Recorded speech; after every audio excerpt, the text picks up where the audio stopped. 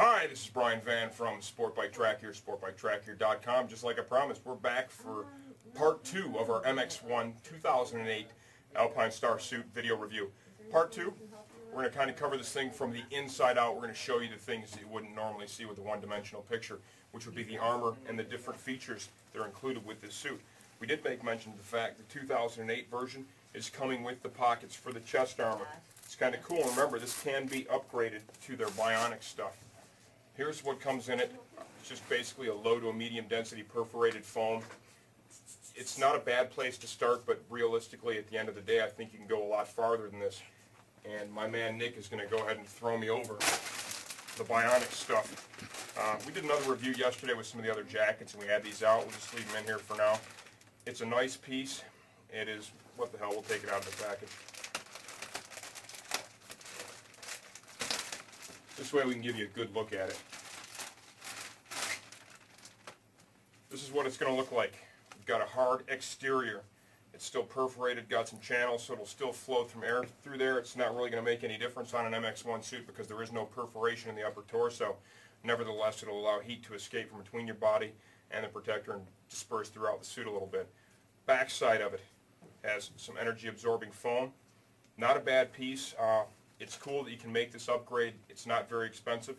For a road race suit, my preference would be pick up something like a larger one-piece Knox chest guard, because remember, when you have two pieces like this, they're not overlapping, so let's just say the unthinkable, bam, you take a shot right here, it's not going to do anything. You need to think about that. You want to keep yourself protected. Nevertheless, if you don't have a lot of room in this suit, you can't fit a full-size chest guard, fantastic option. We love Alpinestars for taking the initiative to do that.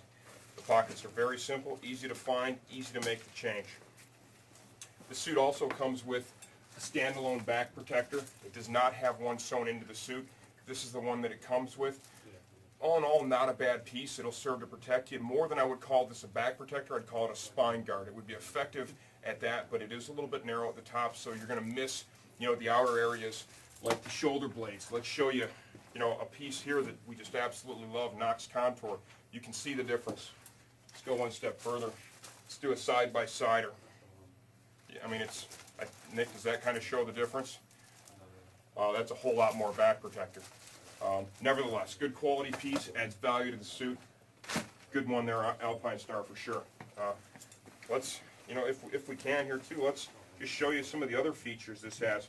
You can remove the liner if you choose to do so and wash it. Simple to do. Grab the zipper. Zips all the way around in the upper torso area. The attachments at the terminations at both the cuff and the ankle are going to be Velcro, and they're pretty simple to remove. Really not a big deal. Realistically, a removable liner, certainly it's an added feature. Personally for me it's not really a deal maker or a deal breaker. It does add a little bit of value, but for myself, I've never actually pulled one out and washed it, because the truth is, if the suit smells bad, the leather needs to be washed too, so you need to send the suit out. Something that is kind of cool they've done with these liners is they have sewn in another measure of padding, and this is really something that we want you to see, because this is very cool.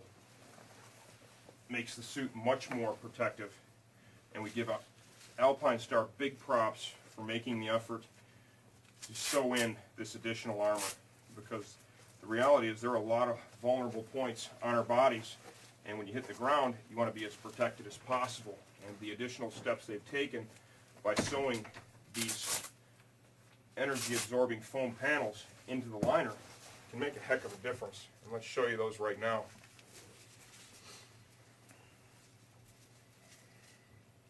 Kind of in the upper arm shoulder area right here.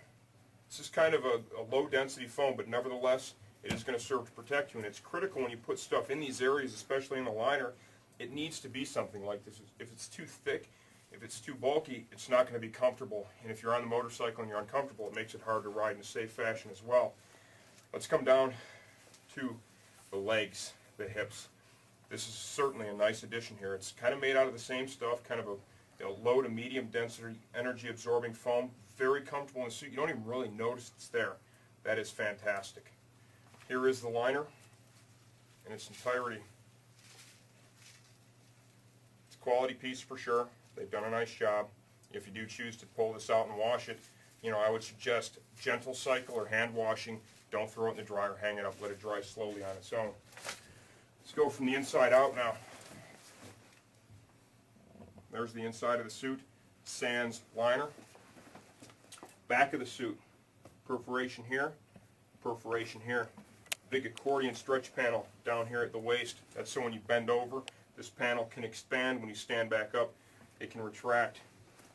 Got big accordion stretch panels here, the shoulder and the underarm area. That's nice. It makes it more comfortable to move around on the bike.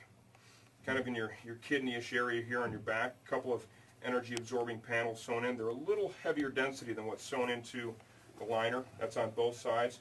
That is a nice addition as well. Like I spoke about earlier, for ventilation, the top of the hump is perforated. The back of the collar is also perforated. The perforation here is more to let heat escape. And let's show you, this is really a cool feature here with these race humps. We're just going to pull this bad boy out and show you. Here is the race hump that comes with that suit. Through the perforation flows the air into these channels. Inside here, it's like a ginormous air conditioner inside the suit. This panel right here, it's going to be kind of hard to pick this up on camera, but you hold it up to the light, I can see right through it, so it's just kind of like a mesh. It's going to free flow right inside the suit. The armor that is used in this suit is the good GP stuff from Alpinestars. In the shoulder areas, it is actually, let's see if I can get this to come out a little bit so we can pick this up on the camera here, Nick. There we go. This is the shoulder armor, and Nick, can you zoom in on the holes that are drilled right here? Mm-hmm. That works in concert with the vents, okay, that are on the outside of the exterior shoulder armor. It allows the air to come in through the shoulder protector. Those vents are very, very effective. They're not there simply for decoration. They work very well. And let's see if we can't have a look at one of the elbow pads. The suits all come with the good GP style armor from Alpinestars. They do a nice job with it. It's got a hard plastic GP exterior shell, and then it also has energy absorbing foam on the backside. It's kind of slid into a pocket and then held in by Velcro. Here is the protector removed from the suit. Here is the Velcro. You can see it's got the hard shell. It articulates in many different ways, so it'll be very comfortable. When you first get the suit, you're going to notice the armor. It's going to feel a little funky, kind of on the corners of the joints. Give it just a short period of time, a little bit of wear. It'll be perfect, absolutely perfect. In the elbow area, you're also going to have a little bit of flexibility for adjustment by using this Velcro patch here. This can actually slide down further in the pocket or a little further up. The concept there is, let's face it, not everybody's arm is the same exact length. It allows you to move the protector around. That's a nice feature. We definitely dig that for sure. Last but not least, let's see if we can't get down into the suit. Oh, there's the tailbone pad also sewn into the suit. It's kind of that lower density foam that's there. Nevertheless, it will be effective. One of the things I will say about this one is when you have the suit in your hands, it's a good heavy suit. It's made from cowhide. You can really feel that you've got a quality garment in your hands, and when you have it on, you feel protected. And that is certainly, I think, what we're all shooting for. With the knee armor, it's two-part.